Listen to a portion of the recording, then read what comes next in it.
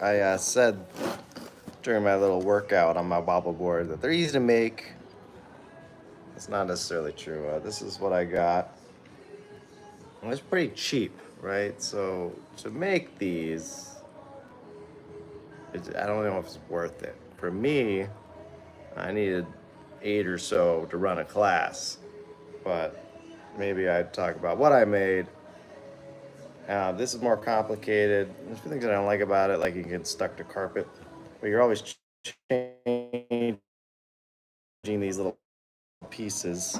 My length has got Velcro and the rubber part that it'll rotate on. So you could change the heel to mobilize or the forefoot to mobilize.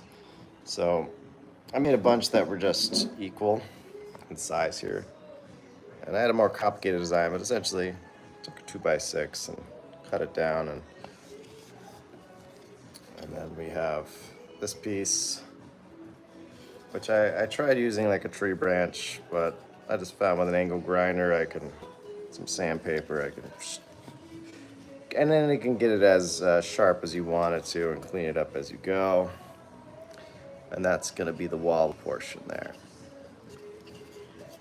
And yeah, I can see there's grip tape on the heel portion, which could be the forefoot portion. So all you have to do is turn the device around or turn yourself around, and then you're ready to go. So it's more streamlined for class.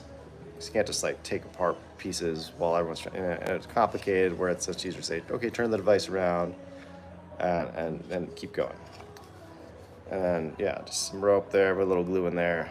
So where I tie the knot, I just shove it into that hole, and it stays there. So there's 2 holes there on the wobble piece. It's pretty simple. I'm sure there's a better design.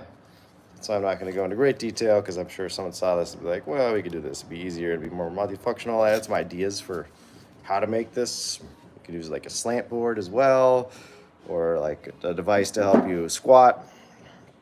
So there's definitely room there. So someone who's more inventive and better at woodwork can take that and go with it. This is more like the longer one, which does have a lot of advantages too. And I kind of did wish that I just made them all like this. But again, I had another idea when I first started. So if you're gonna do it, keep the forefoot longer. It is more awkward because then you have only one part that's mobile, so then the heel's gonna be on here. So yeah, it made sense when I first started to just keep them equal. So if I turn around, I can just place the foot. And it's okay if the toes hang over. I feel like you lose a little bit there when the toes hang over, but it gets the job done. But again, if it's just, 20 some bucks, 25 bucks on Amazon, and it's just for you, probably go with that design. You don't really need to do it yourself, right?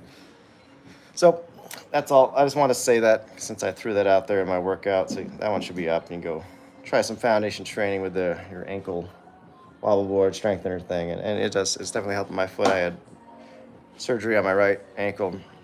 That one's always arthritic and cranky in the morning, so I get the crunches out. I described also in the end of that workout, I go and I show the anatomy.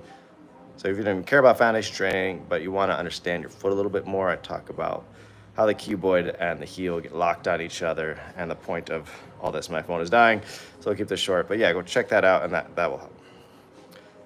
I do not play Minecraft, so. All right, guys. Check that out. Good luck. Happy ankling.